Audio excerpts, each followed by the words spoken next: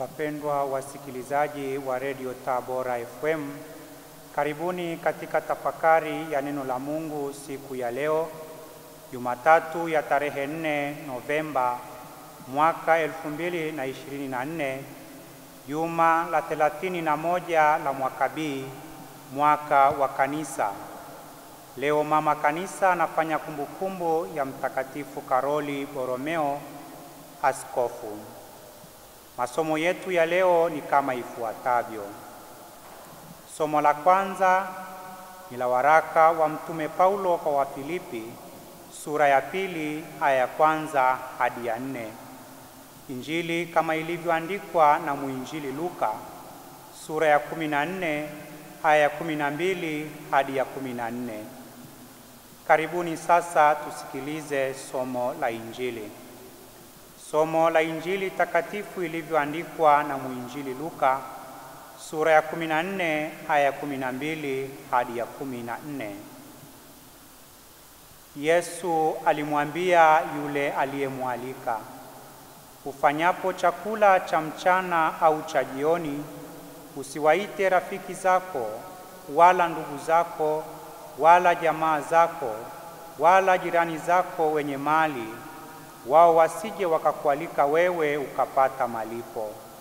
Bali ufanyapo karamu waite maskini, vilema, viwete, vipofu, nawe utakuwa heri, kwa kuwa hao hawana cha kukulipa, kwa maana utalipwa katika ufufuo wa wenye haki.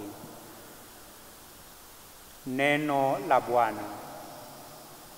Sifa kwako, e Kristo.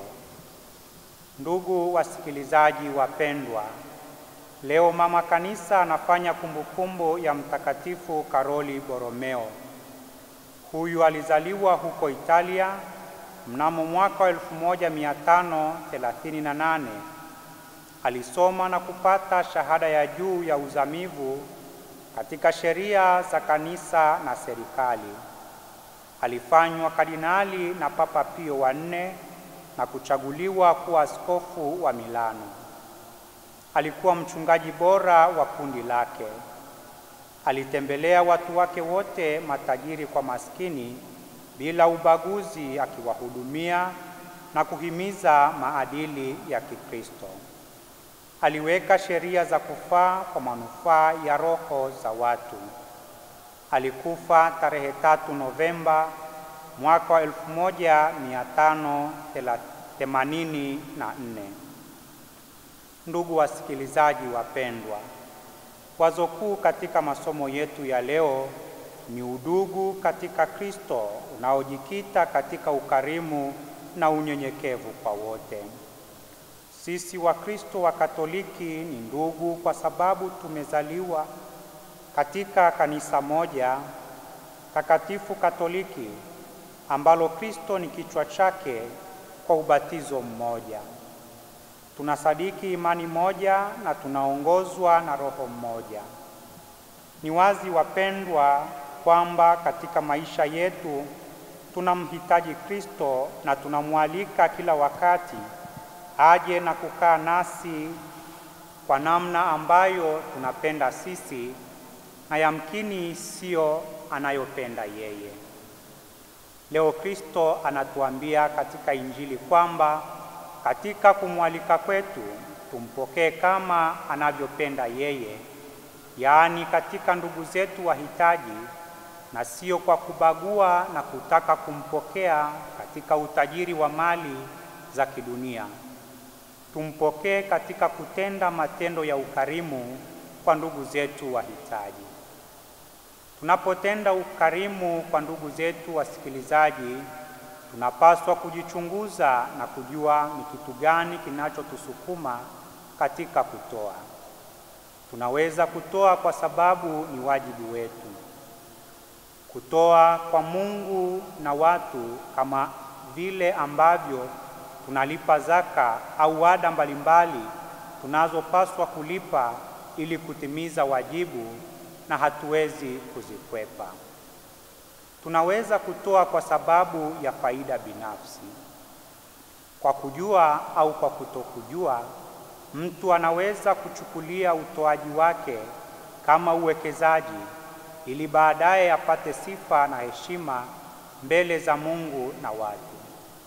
Kutoa kwa namna hii sio ukarimu, bali ni ubinafsi, ambapo mtu hutoa akijiangalia mwenyewe bila kujali wengine. Tunaweza kutoa ili kujionyesha. Utoaji wa namna hii waweza kuwa mbaya sana, kwani waweza kumuumiza mpokeaji na kumfanya kuwa chawa wa mtoaji. Hapa mtoaji lazima awe juu ili aonekane na mpokeaji adidimizwe. Hapa wasikilizaji wapendwa, tuwe makini, kwani tunakaribia kipindi cha uchaguzi na utoaji wa namna hii utajitokeza sana. Wagombea wengi watajitokeza wakijidai ni wakarimu, kumbe wana maslahi yao binafsi, na wakishafanikiwa wanachotafuta, kinachofuata ni kudidimiza wananchi, kusimama juu ya migongo yao na kuchuma mema ya nchi. Utoaji wa namna hii unawafanya wananchi kuwa miradi ya wanasiasa. Hata wananchi wakilalamika wataambiwa wahamie Burundi kama wamechoka nchi yao. Ni afadhali kutopokea kabisa zawadi za namna hii. Wasikilizaji wapendwa, tunaweza kutoa kwa sababu ya uhitaji na tunao uwezo wa kutoa. Huku ndiko kutoa katika kweli na kunakotoka moyoni.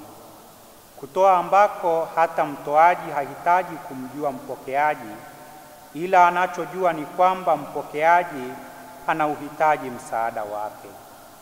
Kutoa ambako kunatokana na upendo usio na mipaka wala masharti yoyote. Huku ni kujitoa bila kujibakiza kwa ajili ya ufalme wa mbinguni, ambako mtu anamhesabu mwenziwe kuwa bora kuliko nafsi yake. Huku ndiko kujitoa kuliko msukuma Mtakatifu Karoli Borromeo kujitoa kutumika kwa ajili ya Kristo na kanisa lake.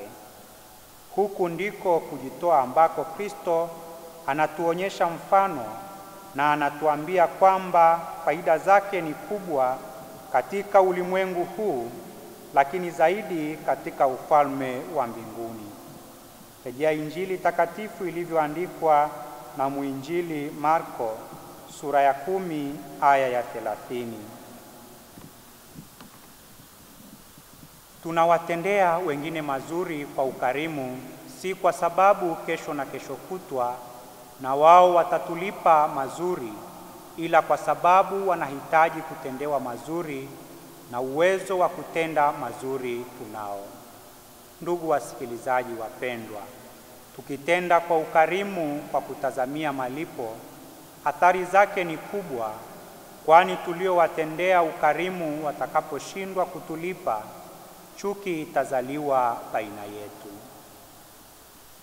Msongo wa mawazo unaosababishwa na matazamio yaliyoshindikana, hisia mbaya za kudharauliwa na kudharau wengine, kuvunjika kwa umoja na mshikamano kati yetu, haya yote hutuletea maumivu ya mwili na roho, na hatimaye hupelekea kifo cha mwili na roho.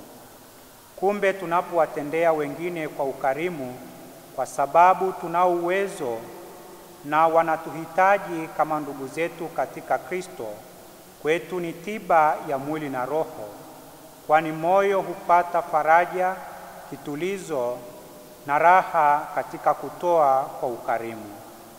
Maisha yatakosa uzuri ule alioukusudia Kristo, kama umoja kati yetu hautakuwa ule alioukusudia Kristo kwa kanisa lake, yaani usiobagua na unaowapa kipaumbele wahitaji.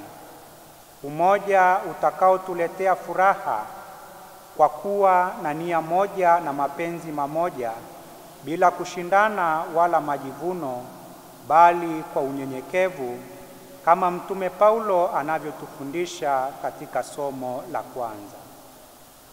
Tumuombe Kristo kupitia maombezi ya Mtakatifu Karoli Boromeo, wasikilizaji wapendwa, adumishe hai dhamiri zetu katika kutenda kwa ukarimu na unyenyekevu.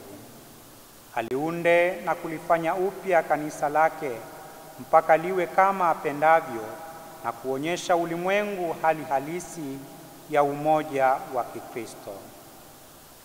Tumsifu Yesu Kristo.